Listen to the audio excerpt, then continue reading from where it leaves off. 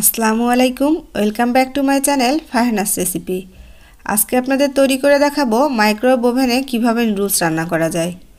এই রান্নাটা খুব অল্প সময়ে এবং খুব সহজেই তৈরি করা যায়।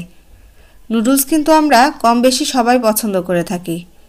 চলুন তাহলে কথা না বাড়িয়ে শুরু করা যাক। প্রথমে একটা ওভেন প্রুফ বাটিতে 2 কাপ পানি নিয়ে নিচ্ছি। আমি যেহেতু 2 প্যাকেট নুডলস রান্না করব সেজন্য 2 কাপ পানি নিয়ে নিচ্ছি। দিয়ে দিচ্ছি নুডলসের সাথে থাকা 2 প্যাকেট মশলা। এবার দিয়ে দিচ্ছি 2 চা চামচ টমেটো সস। আপনারা চাইলে এটাকে স্কিপ করতে পারেন। এবার এটাকে একটা চামচ দিয়ে ভালোভাবে মিশিয়ে নিচ্ছি।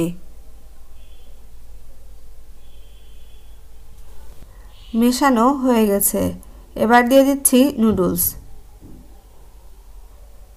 এবার এটাকে চামচ দিয়ে একটু ভেঙে দিচ্ছি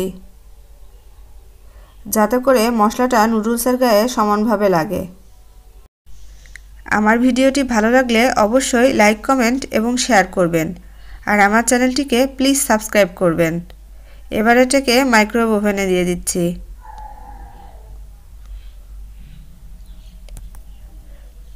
এবার 3 মিনিট চেপে স্টার্ট বাটন প্রেস করে দিচ্ছি।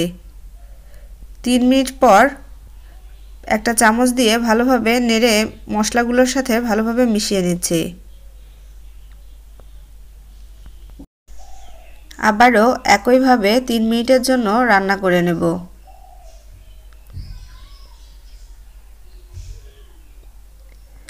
3 মিনিট পর ওভেন থেকে বের করে এটা একটা পাত্রে সার্ভ করে নিব।